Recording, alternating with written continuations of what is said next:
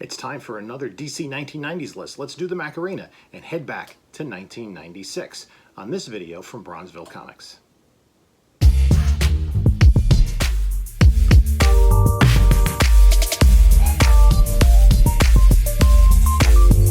Hey comic book community, this is Jim with Bronzeville Comics, and we have another DC 1990s list. This time it's 1996.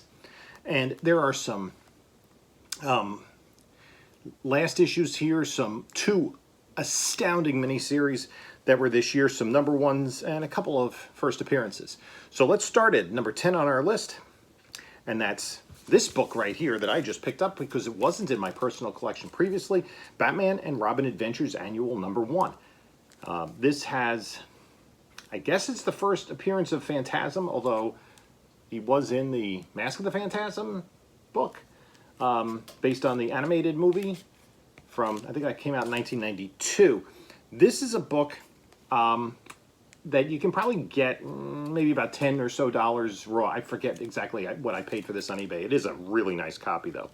And I didn't have it in my list. It's interesting, as we go into the 90s, I tend to have fewer DC books because some of these books are a little more eclectic. I do think I have 9 of the 10 books on this list, but some of the honorable mentions I do not, because they're a little off the beaten path.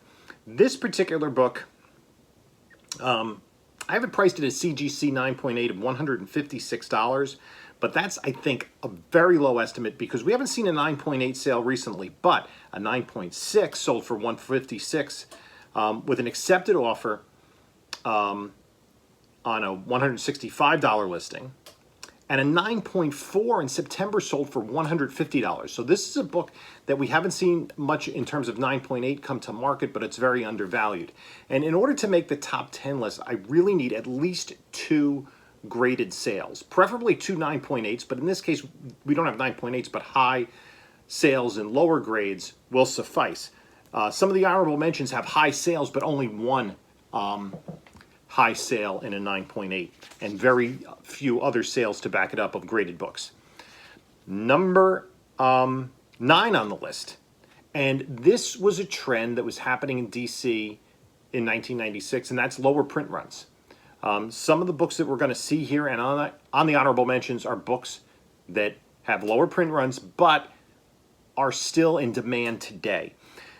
This is Sandman 74, the penultimate issue of the series. It goes for about $5 to $10 raw. You might be able to find it $158 in a CGC 9.8. Recent CGC sales in 9.8 of $155 and $153. And of course, the Netflix series is coming soon. So we move on to number 8 on our list. And this is Black Canary Oracle Birds of Prey number 1, a one-shot. That is the first true Birds of Prey. There were 2 sales in October of $175 and $71. The first was a buy it now. The $71 was an auction. But this book did top out with 2 sales of $425 in March of 2019. So that was a year prior to the Birds of Prey movie.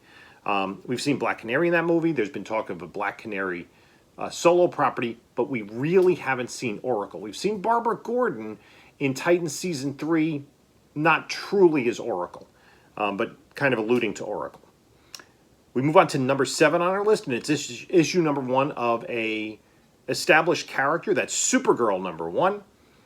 There was 1 sale of $150 in July of 2019 in a CGC 9.8, and a 9.6 sold for $80 in January.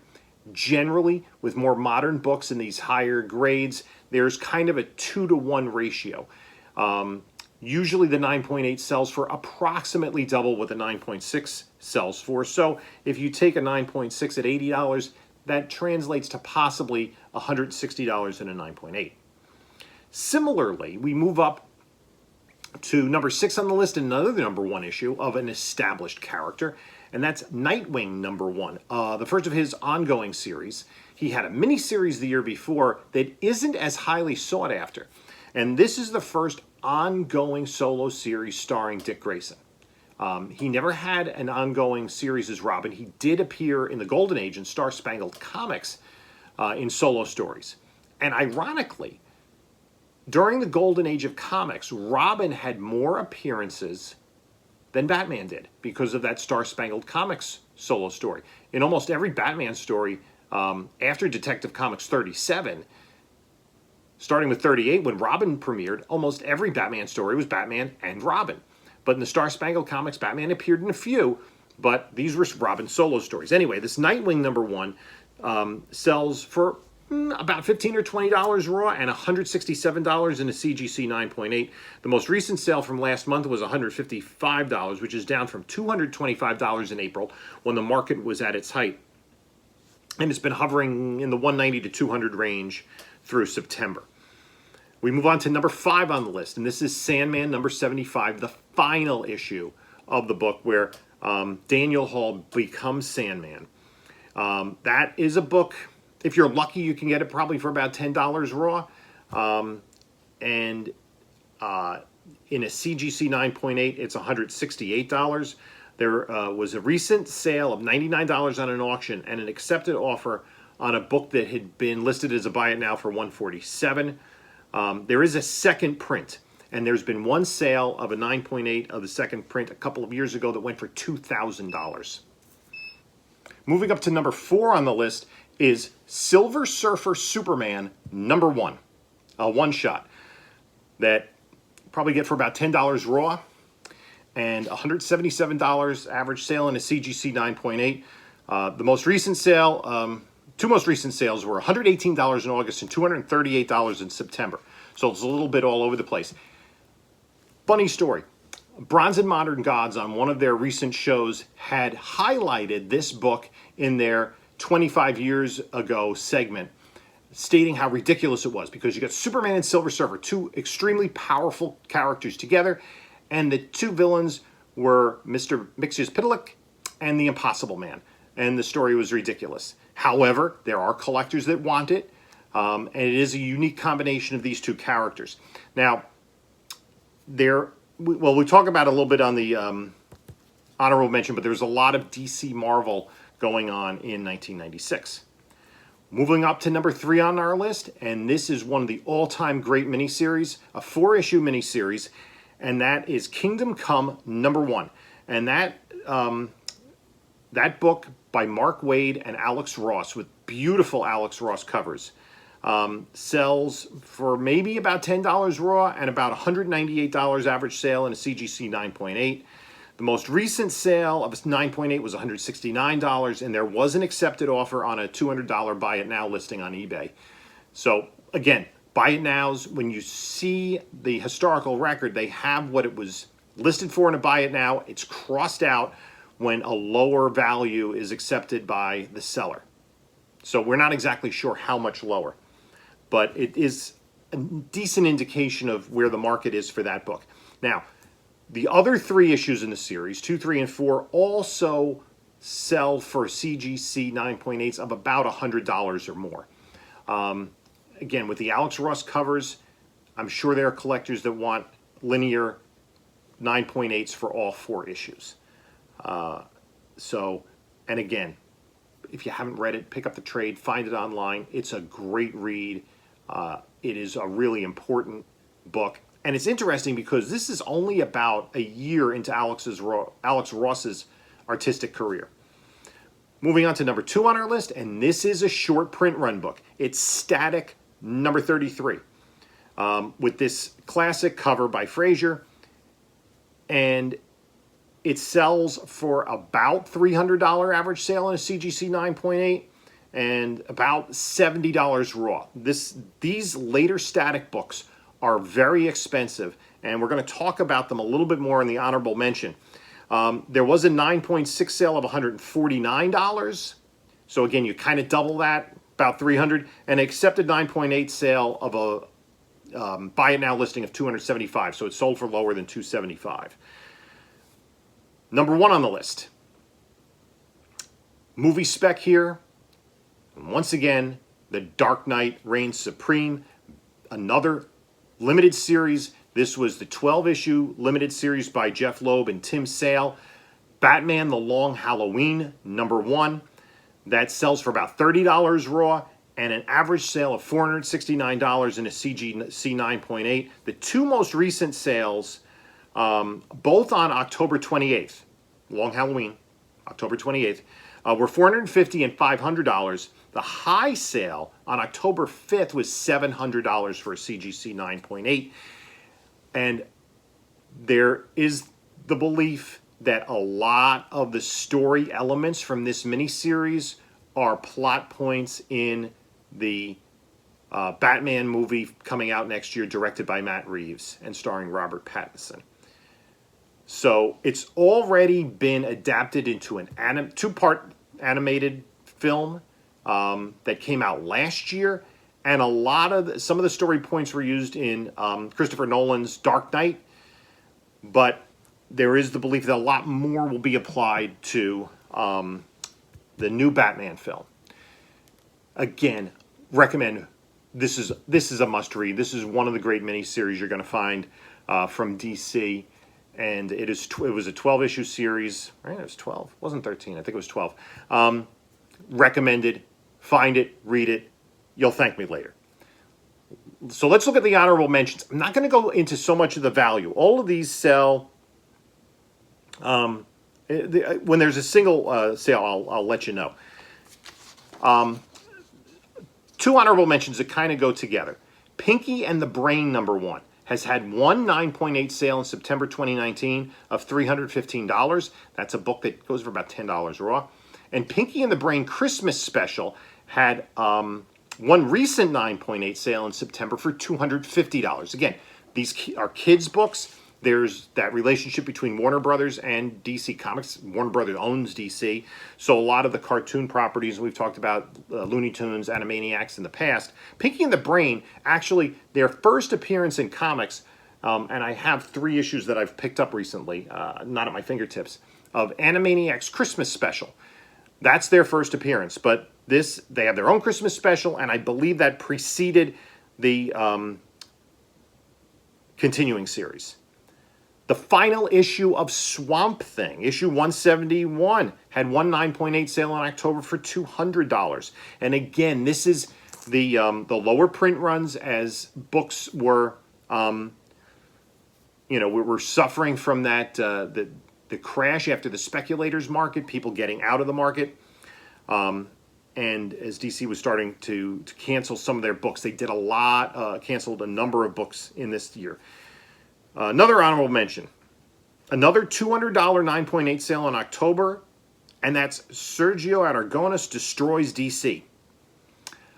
Sergio Aragonés, the creator of Gru, who reports is getting his own animated series. Gru is an entirely different property, but Aragonés has his fans, and they liked this book that was not widely printed. Another book that had low print runs towards the end of the series, and interestingly, I don't have all of the issues. I don't have the last 5 issues of this series. I don't know if I canceled them myself because I was going back to grad school and maybe needed to cancel some titles at the time, but it may just have been that my local comic shop didn't get enough copies. It's Deathstroke #58. The series ran for 60 issues. Issue 60 came out, and that's a book that is fairly expensive at a 9.8. Issue 58 has sold for as high as $199 in a CGC 9.8. Another book, and there was a DC Marvel crossover series this year. And again, if you follow Bronze and Modern Gods, they do their 25 years ago. That's 1996. So some of the titles that they highlight are from this list or close to it. There was a DC Marvel crossover event that happened in 1996. There were 4 issues, 2 published by DC, issues 1 and 4, and issues 2 and 3 published by Marvel. In the meantime, there was an amalgam series, which combined a whole bunch of Marvel characters and DC characters. Magneto and his Magnetic Men, Magneto and the Metal Men. Bruce Wayne, Agent of S.H.I.E.L.D. Speed Demon, which is Flash and Ghost Rider. there was Super Soldier, which is Superman and Captain America, several others. The most popular of them, really the most popular DC character and the second most popular Marvel character, I would say, and that's Legends of the Dark Claw, Batman and Wolverine. That one shot had a most recent sale last year of $120 in a CGC 9.8 and two $60 sales in a CGC 9.6. Another book that had a sale in February of 2019 of 9.8, the only 9.8 of $104, that's Flex Mentallo #1. If you follow the Doom Patrol TV series, he was an integral part of Season 2. He was in the Grant Morrison run on the Doom Patrol comic and then got his own 4-issue limited series. That's issue #1. And a 9.6 sold in September with an accepted offer on a buy it now listing of $65. Hitman #1 had a recent sale of both 1 and 2 in a 9.8 of $125 and an accepted offer of #1 in a 9.8 on a $120 listing for a buy it now. The first of his ongoing series. His first appearance was in Demon Annual. Was it #2 or #3, which we saw on either the 94 or 95 list. Sandman series is coming. Death, The Time of Your Life. The second Death miniseries had a 9.8 sale in October of 2020 of $95 in a CGC 9.8. Showcase 96 #3, which had a prototype appearance of the Birds of Prey. It was Black Canary, Oracle, and Lois Lane, who was never part of Birds of Prey, really. Had a 9.8 sale of $48 in July, but a 9.6 of $90 in January of this year. That was a year after the movie came out. And then the last one on our list is Batman and Robin Adventures #8. We might as well finish with a Batman animated book. That is a cover homage to a famous 1970s poster that was done by Carmine Infantino, which was used as the cover of one of the Archives editions, I believe, for the 1960s Batman. That's had a CGC sale of $79, and it's a pricey book in a 9.8 because print runs affected this too. Now, we had talked about Static #33, and most of the Static books and a lot of the Milestone books, Hardware, Icon, and Blood Syndicate, all had very low print runs. And especially since those characters are being reintroduced in DC properties, and there's always been an interest in them, especially Static. This is 4 years before his animated series came out, so at the end of his run, and his run continued into 1997, I believe. The end of his run, his print runs were down to about 5,000 books. And so those later books of a lot of these Milestone comics are very sought after because they're very, very hard to find. And that's why we saw Static 33 as #2 on the list. There are other Static books that are pricey in raw, and we don't really see them graded yet. The same for Icon and some of the other books. The raw books going for $20, $60, $70 raw consistently, but they haven't come to market in 9.8s yet. So that's something to keep an eye on, especially if there's a Static movie. You know, Michael B. Jordan has been attached to that property. If we see Static on the big screen or even the small screen, perhaps there will be some inclusion of the other Milestone characters, and that could really pump those books up, especially these later books, which are very, very hard to find.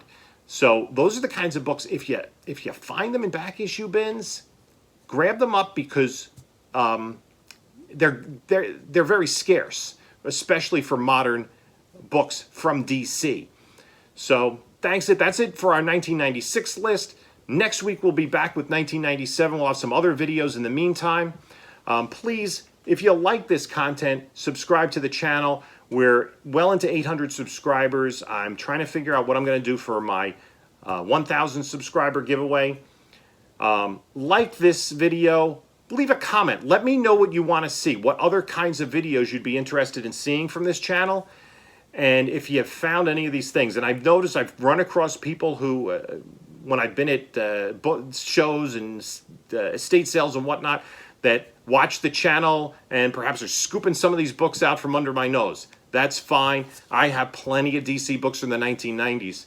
So if you're out there, happy hunting. And guys, until next time, enjoy your comics.